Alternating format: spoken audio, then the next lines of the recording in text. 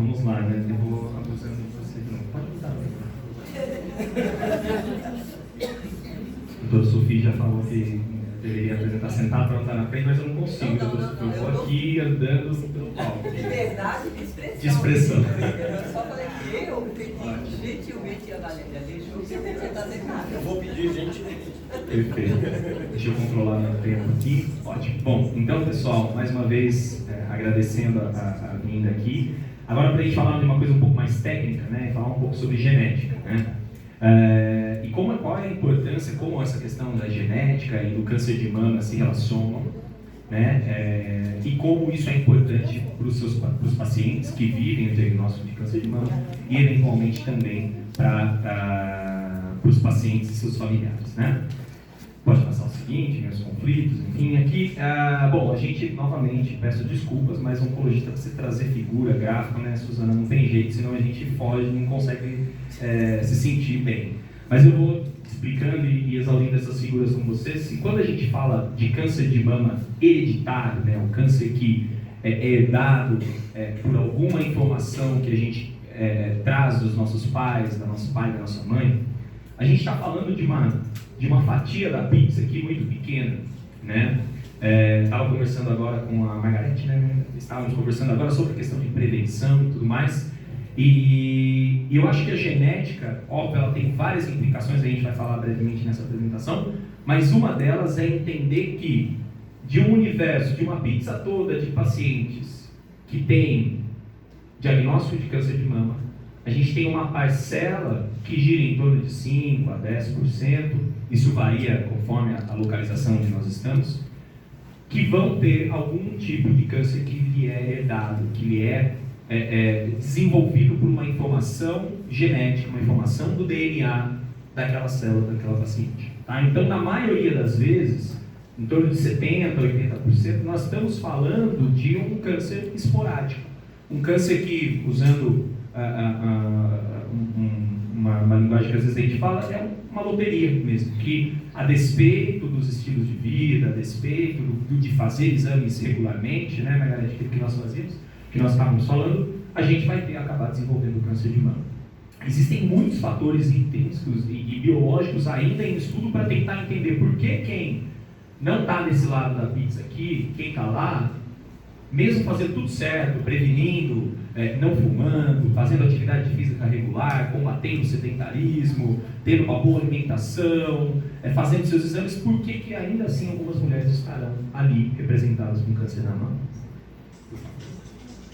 Existe um conceito, quando a gente fala de mutação genética, a gente tem que entender que essa mutação, ela às vezes, ela nasce com a pessoa, ela vem herdada da pessoa, ela veio de uma linhagem familiar, veio do pai, da mãe, dos avós, de algum familiar próximo, e eventualmente essa mutação genética ela pode se desenvolver para aquele câncer, naquele pontinho somente desenvolver o câncer.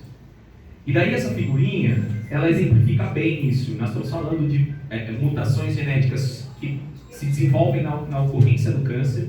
Então é aquela bolinha verde lá na figurinha da mocinha que é cinza ali, tá vendo? Ela não tem mutação no corpo todo, mas ali naquele pontinho verdinho ela desenvolveu um câncer que desenvolveu mutações. A gente chama isso de mutações somáticas, ou seja, alterações no DNA da célula, daquele pedacinho que desenvolveu o câncer e acabou gerando aquela doença. Mas existe o oposto, e daí eu chamo a atenção aqui do que a gente chama de variante germinativa. O germinativo vem da questão germinado, né, do que a gente herda, do que foi germinado do pai, da mãe, é chamada mutação germinativa, ou seja, todas as células, veja que a mulher aqui ela está inteira pintadinha de verde, todas as células dessa mulher têm essa alteração genética que ela herdou, que nasceu com ela, e que naquele pontinho, naquela bolinha, ela desenvolveu o câncer. Tá? Então é esse ponto, é essa ciência que estuda a genética do câncer. Ali, a gente está falando muito mais de medicina de precisão. Paciente com uma genética normal, a gente tem que tomar cuidado com a palavra normal, porque todos somos normais. Essa pessoa aqui que tem a mutação, ela também é normal, ninguém é mutante, tem superpoderes. Está todo mundo produzindo as mesmas proteínas, trabalhando, mas o que acontece é que existe um erro, um defeito pontualmente e uma chance de câncer. E a gente entende isso hoje com bastante propriedade. Então, ali a gente está falando de medicina de precisão. Ali, naquela alteração, naquela bolinha, quando eu pesquiso, quando eu avalio, eu consigo entender melhor a característica daquele câncer específico. E aqui eu consigo entender a característica de um indivíduo como um todo e, eventualmente, usar isso de maneira preventiva. Como que a gente faz isso? Isso é um exame, na maioria das vezes um exame de laboratório, tá? Não quero assustar vocês com essas sopas de letrinhas no pleno sábado de manhã, mas hoje em dia são chamados exames de sequenciamento genético, tá? Eu não estou falando de análise do câncer, eu estou falando de uma pessoa saudável que está aqui caminhando na avenida e que por algum motivo eu vou tentar encontrar ela e entender se ela tem ou não um alto risco de câncer. Então eu vou olhar uma célula normal, uma célula que poderia ser da pele, de alguma parte do corpo, mas geralmente a gente pega um exame de sangue ou um exame de saliva para procurar células normais, células que não têm câncer. E eu quero saber, através de pesquisa de genes específicos, o gene é um pedacinho do DNA, ou através de painéis de genes, aglomerando vários genes, entendendo se existe ou não alguma alteração e se essa alteração gera ou não um risco de câncer para aquela paciente. E daí não tem como a gente não falar e mostrar mais e mais gráficos, né? Mas aqui explicar, e essa nova pizza aqui, essas letras super confusas, mas as duas setas mostram pra gente aqui nós temos, quando a gente fala de câncer de mama, a gente está falando de dois genes famosos, não só pela pesquisa, mas até mesmo porque alguns famosos descobriram isso. A gente está falando do gene chamado BRCA1 ou BRCA2. Tá? São dois genes que todos nós temos aqui na sala, todo mundo, em todas as nossas células. E a gente tem, para cada um, uma parte que a gente herdou da nossa mãe, uma parte que a gente herdou do nosso pai. Isso, querendo, gostando ou não do pai e da mãe, tendo o pai próximo ou não, conhecendo o pai, sendo amigo, legal, bonito, alto, baixo, a gente tem. A genética é uma coisa, é uma ciência, gente, que ela está mexendo muitas vezes com coisas que a gente não quer mexer. Né? Então, às vezes a gente fala, como é a sua família? Nem conheço. Sou adotado, eventualmente. Então, a gente tem que tomar muito cuidado. Eu acho que toda aquela tecnologia que a gente estava conversando aqui sobre tratar o câncer, quando a gente vai para a genética, a gente tem uma área, um mundo à parte. Né? E daí, a gente tem que saber como usar isso em prol do paciente com câncer e como ajudar, não só no tratamento, enfim, mas na questão preventiva. E o que quer dizer esse gráfico aqui? Que de todos os tipos de genes que podem estar alterados e aumentar o risco de câncer, a parcela de BRCA1 e BRCA2 são as maiores. Tá? Então esse é o gene mais estudado em câncer de mama e é um gene de bastante interesse quando a gente descobre pacientes que têm essa alteração. Quando que a gente suspeita? Então aqui tem alguns conceitos técnicos, eu vou destrinchar isso para vocês, mas é possível que em algum momento vocês vão ouvir falar isso, ou a gente vai falar isso aqui, mas o câncer ele é uma doença da idade. Né? Qual é a mulher ou o homem que a gente espera que venha desenvolver o câncer? Aquela pessoa que passe o tempo de vida e que venha desenvolver o câncer na idade acima dos 60 anos, eventualmente, às vezes até mais. Isso não é uma regra, isso não é uma sentença para todo mundo, mas o envelhecimento do nosso corpo predispõe isso, e a exposição a fatores, cigarro, álcool, sedentarismo, faz com que a gente acabe chegando a um conceito de desenvolvimento do câncer. Então, se eu tenho uma mulher ou um homem que desenvolve o câncer muito precocemente, abaixo dos 45, ou vamos ser mais radical ainda, abaixo dos 35 anos, 30, eventualmente 20 e poucos anos, essa mulher está fora da faixa etária de ter câncer de mama. Então aí, na cabeça da gente que fica se reunindo, discutindo esses gráficos malucos, automaticamente vem na nossa cabeça assim, como é o histórico genético dessa família? Como é o histórico da família? Então, quando eu tenho um início precoce de câncer de mama, abaixo dos 45 anos, mas ainda mais, abaixo dos 40, 30 e poucos anos, a gente tem que pensar em alterações genéticas, mesmo que a gente não conheça ninguém da família dessa paciente. Quando nós temos um câncer de mama que não está na mulher, está no homem, e acho que aqui vale dizer isso, nós temos um percentual de homens que vão ter câncer da mama. Esse percentual gira em torno de 1%, 2% de todos os homens que vão acabar tendo câncer. Na Unicamp nós temos uma casuística grande até de câncer de mama em homens, né? E isso está sendo motivo de pesquisa para que a gente entenda por que o homem vem a ter câncer de mama. Então, aquela mulher que vem ao médico e conta, olha, meu pai teve câncer de mama, meu irmão, meu sobrinho, meu tio teve câncer de mama, essa é uma informação relevante. Uma outra coisa que às vezes a gente nunca fala, mas antecedentes familiares, como por exemplo, algumas famílias de judeus têm algum histórico relacionado a câncer. Então, uma coisa que às vezes a gente tem que perguntar, e às vezes a gente pergunta pouco na família, na consulta médica. Qual o seu histórico? De onde você veio? Qual a religião? Né? Isso às vezes fica superficial em meio a tanta tecnologia que a gente tem aqui. Tipos de câncer, o câncer triplo negativo, como a doutora Suzana trouxe para a gente, cânceres raros, como os cânceres chamados sarcomas, tumores de pele, tumores dos ossos, tumores do cérebro, tumores de glândulas exóticas do nosso corpo, que são raros. Então essa é uma informação importante. O câncer de mama é o mais comum, todo mundo fala dele, a gente está falando o outubro rosa e espera que esse outubro ecoe até o outubro do ano que vem.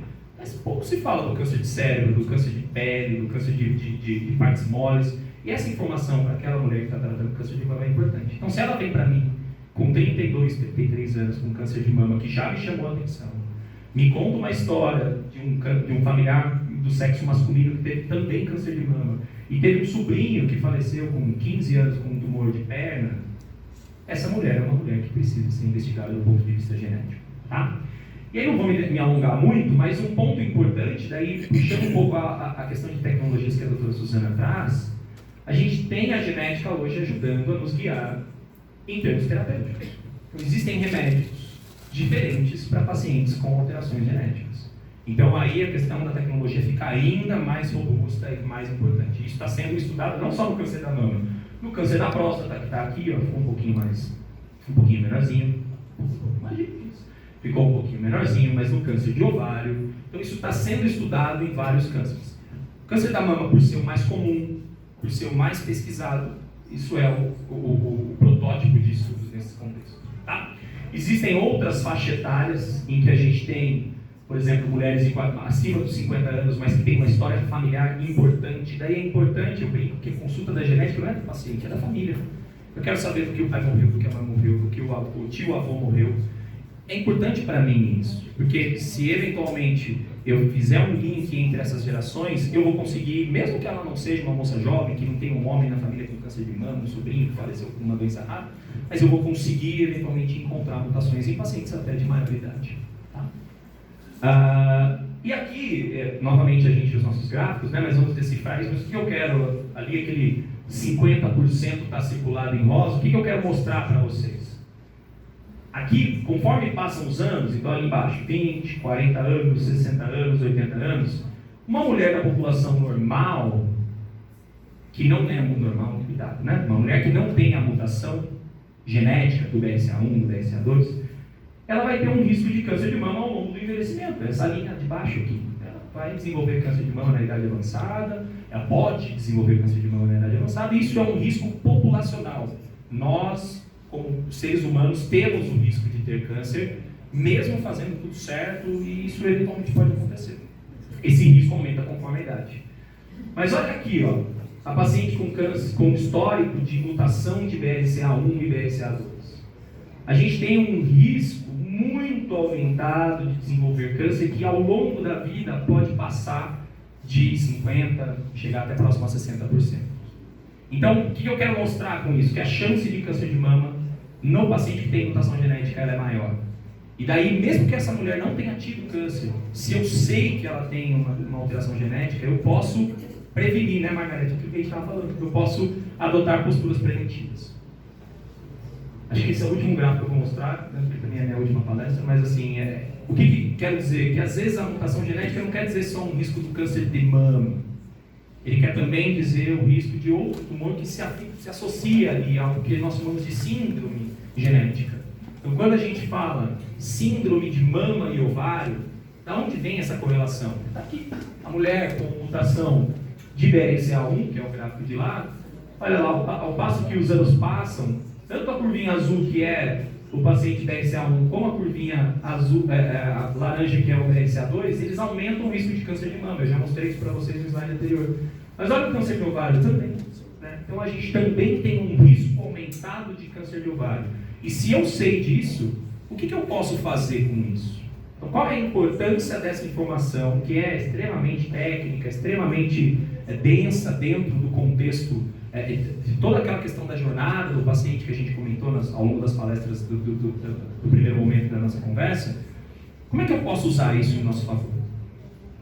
E daí, o Juliano não está mais aqui, mas ele falou uma coisa que é extremamente importante: o poder da informação. Você conhecer o seu direito legal, você conhecer a importância da prevenção básica de exercício físico, alimentação, tudo isso que a gente vem falando, conhecer o poder da informação, do diagnóstico rápido, do acesso rápido, como não achei mais a Maria que fez a pergunta da demora, né? Então você ter esse conhecimento dessas informações te dá poder e você pode agir isso em prol de melhorias, né? Acho que é isso muito que o Rosa prega. E essa revista ficou uma revista muito famosa da época, acho que não me engano, 2013, foi quando uma atriz famosa, internacionalmente conhecida, fez, sem ter câncer, fez diagnóstico de uma mutação genética. E daí ela se portou frente a isso. Ela foi eventualmente criticada: eu vou tirar os 2 seios, vou tirar o ovário e tudo mais. Eu não coloquei isso para não ficar muito denso, mas eu não quero que vocês saiam daqui com a ideia de que ter mutação genética é igual a tirar tudo. Tira tudo. Porque quando a gente fala tira mama, tira ovário, parece muito simples. Eu não uso mais ovário, a mama fica bonita porque daí eu coloco prótese. Não. E quando a gente tem risco de câncer de estômago, eu tiro o câncer de estômago, eu tiro o estômago. Né? Então é complicado, a gente não pode sair mutilando as pessoas achando que só pela questão da genética a gente vai prevenir. Então não é isso. Existe uma rotina de exames que é o que o poder da informação nos traz. Então, o que fazer frente a uma mutação genética, para a gente finalizar? Prevenção. Então a gente consegue prevenir, a gente consegue, ao invés de começar a mamografia com 40 anos, como a maioria das mulheres deve começar, a gente começa antes. Então se eu sei que eu tenho uma menina de 20 anos que tem mutação genética, e que eu nem conversaria sobre câncer de mama com ela, mas se ela sabe, por qualquer que seja o motivo, ela fez esse exame, por causa de alguém da família e tudo mais, essa menina começa a fazer exames mais cedo. Eventualmente, essa menina não vai fazer uma mamografia convencional, ela vai acompanhar já com um mastologista e fazer um exame de maior definição, como por exemplo a ressonância. Igor, então todo mundo tem que fazer ressonância. Vamos usar a fala do Dr. Juliano. Usar a tecnologia para quem precisa. Óbvio que a ressonância é um ótimo exame, mas não tem para todo mundo. Então, para a menina que tem mutação genética, é um exame importante. Daí ela previne, ela eventualmente diagnostica alguma lesão suspeita precocemente. A gente vai vigiar essa paciente. Então, essa paciente precisa estar próximo do médico dela, ela tem que ter o contato do médico, ela tem que ter acesso a isso. A gente tem lutado para que isso faça parte dos institutos públicos de saúde. No Carisma, a gente teve recentemente uma pesquisa de acesso a esses exames genéticos para mulheres, né? Uma pesquisa que muitas mulheres conseguiram fazer um exame que há 10, 15 anos atrás custava mais de 15 mil reais, hoje ainda é custoso, custa em torno de 2 mil reais, e no SUS fizeram de graça. Então, quem sabe isso mais para frente vai chegar para toda mulher que tiver indicação.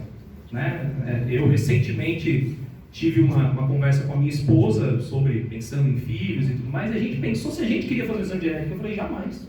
Não tem ninguém de câncer que morreu na família. Por que eu vou me colocar com, eu tenho acesso à informação, aquela história do médico, né, de pesquisar e tudo mais. Então tem que fazer para quem precisa.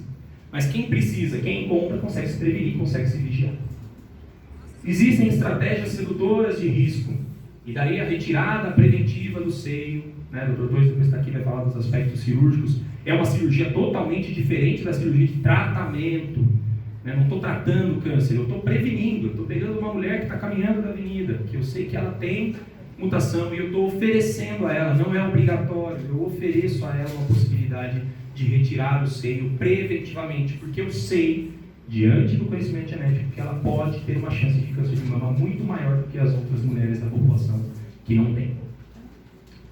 Existe um risco de transmissão familiar. Muitos aqui provavelmente são pais, mães, e daí a primeira hora que a gente descobre alguma coisa na gente, a gente fala, e meu filho, pode ter? Será que vai ter? Ou será que ele pode ter? Então a gente tem que ter cuidado. Eu sei que a gente tem uma questão de tutor do filho, enquanto ele ainda é pequeno, mas muitas vezes a gente não pode entrar na questão genética do filho de maneira invasiva. Às vezes a gente precisa respeitar que a informação genética do seu filho é dele. E a maioria dos pacientes que têm mutação querem testar os filhos aos 2, 3 anos de idade, eu falo não. Essa informação ainda não é importante para ele, na maioria das vezes.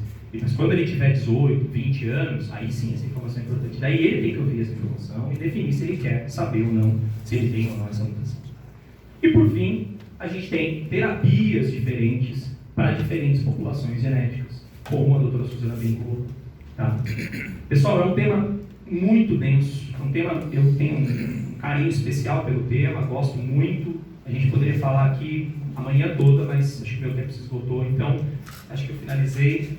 Eu queria agradecer mais uma vez, em nome, né, do nosso time de profissionais da Unicamp, do Grupo Sonho, do qual eu, Léo, Suzana trabalhamos, né, em parceria com o Dr. Torres, né, Dr. Sofia também do Carisma aqui. Queria agradecer muito, estou muito honrado de estar aqui e fico à disposição para dúvidas, não sei se agora ou no momento correto, mas estou à disposição. Muito obrigado.